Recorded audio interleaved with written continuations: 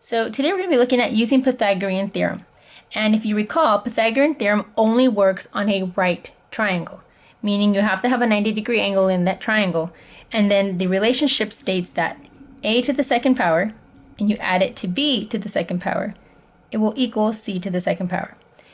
Now, we used this in the past when we had a missing side. We were able to use the theorem to find one of the missing sides.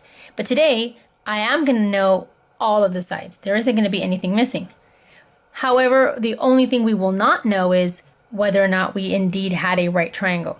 So we're going to use the Pythagorean theorem to test if we did have right triangles to begin with, given the sides, all three sides. So that's what we call the converse of the Pythagorean theorem.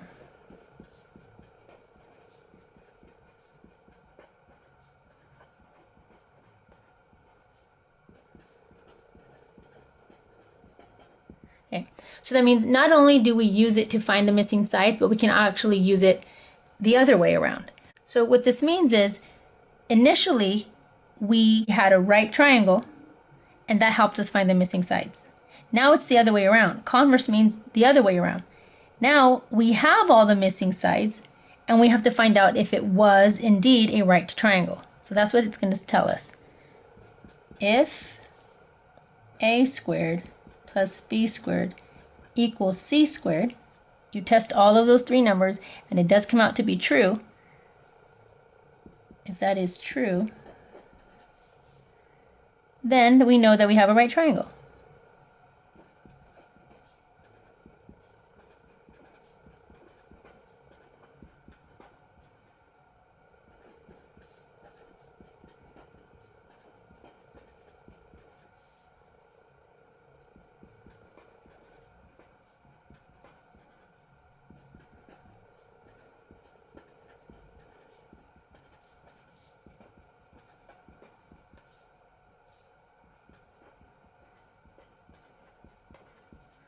All right, so let's look at the first example.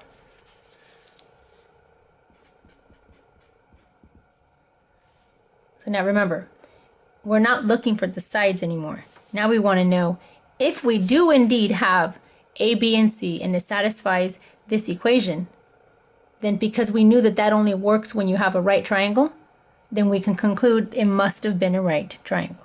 So that's what we're going to find out. So tell whether each triangle is a right triangle.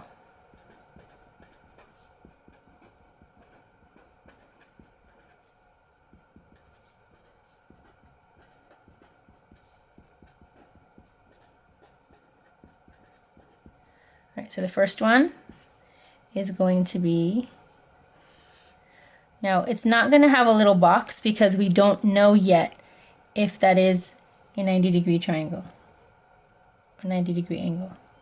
So that's 9 centimeters high, hypotenuse is 41 centimeters, and the base is 40 centimeters. Okay, now, we don't know if this is 90 degrees, but we're going to find out. If we do a squared plus b squared, and it does equal 41 to the second power, then we can conclude that that was a 90-degree triangle. So let's see. Which one is c? The first one you should always identify is c, and c is always going to be the longest one. So let's recall. The hypotenuse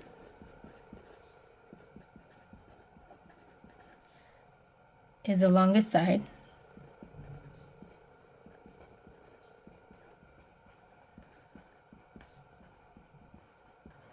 And the label for that one was c, always.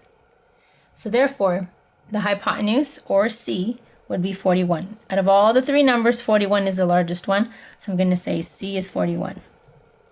And then it doesn't really matter, but because of the orientation on my paper, I'm going to call this b for base.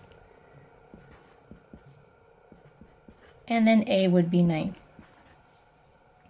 All right, so let's check. Is it true that a squared plus b squared equals c squared? So we're going to say a squared plus b squared equals c squared. Now we don't know yet, so I'm putting a question mark. But I do know that a is 9 B is 40, and C is 41 to the second power.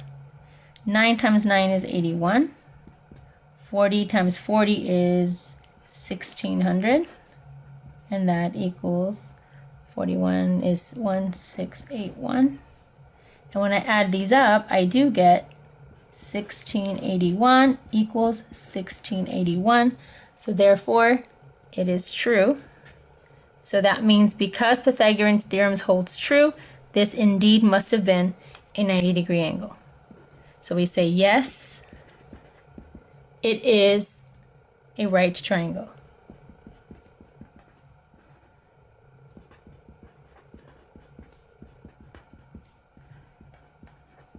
Okay, and that's what it means to use the converse of the Pythagorean theorem, right? You can use it to find the missing sides if you had a 90-degree angle in the triangle, or use all the sides that you know to find out if it was a 90-degree triangle. All right, so let's look at B. Triangle B looks like this. And this is 18 feet. This is 12 feet. And the bottom is 24 feet. Not drawn to scale, but these are the dimensions I'm given. So again, when you're trying to find A, B, and C, the first one you want to look for is C because it's easiest to find. It's the largest side. So looks like 24 is the largest number on my triangle. So that means I'm going to assume that one is my C. And in this case, I'm not really sure, depending on how I turn the paper around, which one would be the base. But it doesn't matter, right? Because I can add B squared plus A squared in that order and it won't change the sum. So we'll just say that 12 is the base and 18 would be the other side.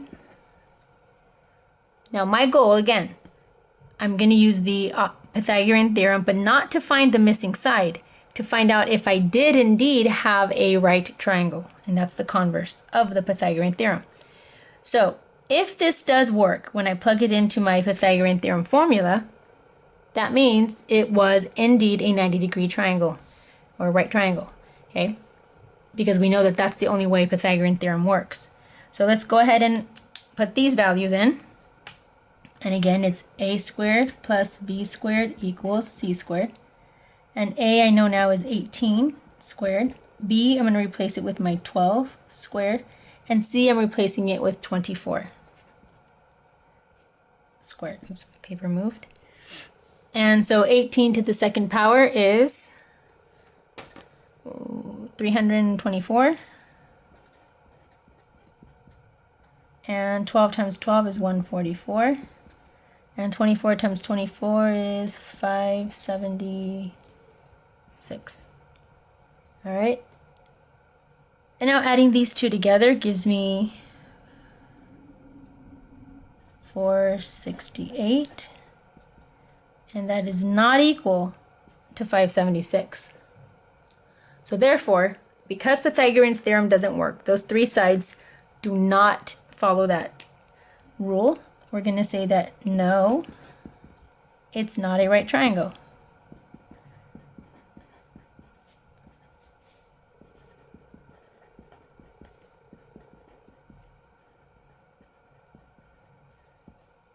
All right, so there you go. That's how another way in which you can use Pythagorean's theorem.